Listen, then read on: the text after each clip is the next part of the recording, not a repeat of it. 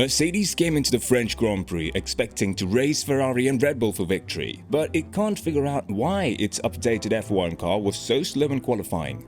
The W13 had a new floor and wing for Paul Ricard, as well as some cooling changes to the nose and the front brake ducts. Lewis Hamilton said he hoped to be within 3/10 of the leading F1 cars, but he ended qualifying almost a second behind, while teammate George Russell was 1.2 seconds behind and beaten by McLaren's Lando Norris. Hamilton described his Q3 lap as beautiful, but added that the top two teams were in their own league. He felt Mercedes was a match for Ferrari and Red Bull through Sector 1, but lost time on the straights and through the final sector's long, high-speed corners.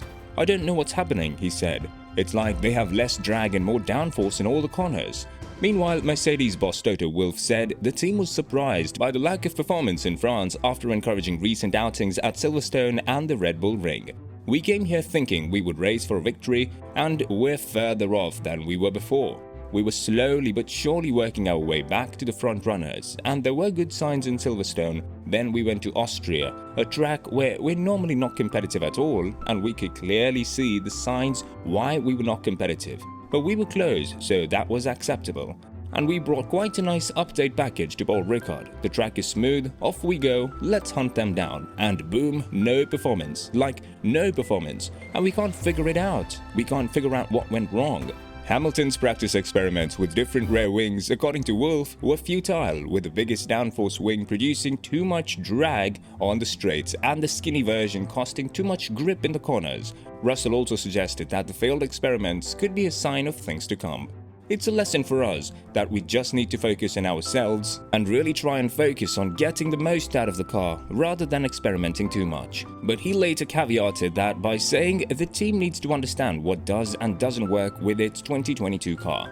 Wolff refused to blame Mercedes' struggles on the car's revised aerodynamic map, but suggested that its yo-yoing form between sessions indicated a fundamental problem. He continued, "Within one session, we go from totally uncompetitive in the first sector to second part of Q3, we're the best in Sector 1, and the opposite in the last sector. So clearly there's something happening, whether it's wind-affected or tire-dependent, that's just not working on our car. The car is on the edge, and between hero and zero, there's just a superfine margin that we don't seem to hit." But it's worth noting that Mercedes was all too far behind in Spain, where it was fast in the race, as Russell pointed out on Saturday. "We know we've got a weakness in qualifying. We can't really assess it just after today. We need to see tomorrow. High fuel prices was relatively competitive. We should have a chance against Checo, and even if Carlos didn't have the penalty, we would have had a chance against Carlos. Max and Charles are a step ahead of everyone at the moment." Alas, that came to be true. Hamilton made a strong start in the race, rising from 4th to 3rd before taking 2nd when Ferrari's Charles Leclerc crashed out while leading, resulting in a safety car period.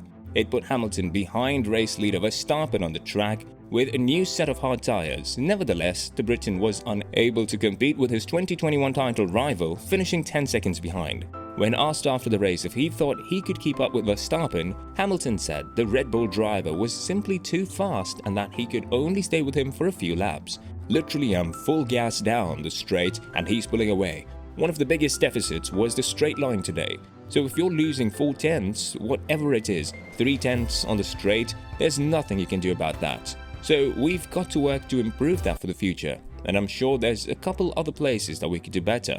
But yeah, if I pushed any more, maybe I wouldn't have seen the end of the race at the same position. So I had to also keep in mind keeping the car in one piece and keeping the tyres there. This is the best result we could get." Second place was the best result of the season for both Hamilton and Mercedes, while George Russell finished 3rd to give the team its first double podium finish of the season. "I definitely don't think George and I expected to be 2nd and 3rd. This is the highest I've been all year, so this is a huge day for me overall, and I'm looking forward to taking this positive energy onto Budapest." Mercedes has now finished on the podium in each of the last 5 races, cutting the gap between it and Ferrari in the constructors' standings to 44 points. However, Mercedes team principal Toto Wolff was hesitant to suggest that the team's recent run of form was indicative of its current performance, instead praising Hamilton and Russell for their efforts in recent weeks. "I think you just see a 7-time world champion in the car that's maybe just not good enough for the world championship at the moment. He's just pushing very hard and maximizing what's in the car. faultless delivery. Clearly, both of them are outperforming the car at the moment. When asked by motorsport.com if he believed Mercedes was still around half a second behind the top teams, team principal Toto Wolff responded, "I think Lewis was able to stabilize the gap at 5 or 6 seconds in the first stint. But you need to be honest and say when they were racing each other in the second stint, probably Max was just keeping it on the track." So, in my half-empty glass perspective, there is still a lot of lap time to catch up.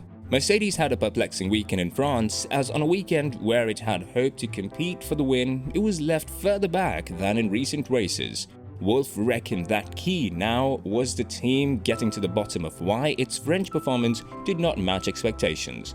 I think with every lap, we collect more data and understand a little bit, so we're putting the little pieces of the puzzle together. It's a process that's sometimes difficult. What he was clear about, however, is that France showed that the Mercedes W13 is not good on single-lap qualifying pace, and it remains troublesome in terms of tyre warm-up. It's simply not one thing. We're lacking performance on a single lap, and we are lacking performance at the initial stages of the stint. There is something to understand, and it's not a silver bullet, but it's a few topics that they roll into our performance. Second and third is a good result, but we work tirelessly to win, and there is still a gap.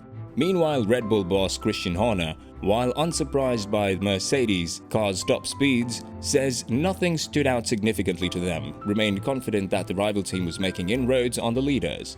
They were certainly talking up their chances coming into the weekend. I think in the end, Max was reasonably comfortable, but you can see they're chipping away at it. They're getting closer. Horner then joked, "I hear Toto Wolff said they're going to work throughout the summer break to improve the car, which would of course be illegal." You can see they're getting closer and closer. In the end, Mercedes finds themselves in an unusual situation. On the one hand, they have made significant progress throughout the season. On the other hand, they have repeatedly failed to compete with Red Bull and Ferrari in qualifying, while also being off in the race, albeit to a lesser extent. So what are they to do? Well, it appears that the focus is still on 2022, and the team has made no commitment to abandon this season in the hopes of mounting a comeback next year. They want to recover as soon as possible. Will they succeed? Only time will tell. Thank you for your time. Be sure to like, subscribe and click the bell icon to be notified of future uploads. And let us know in the comments what you think. Do you think Mercedes will be able to challenge for victory in Hungary? Or is that overly optimistic given their recent performances?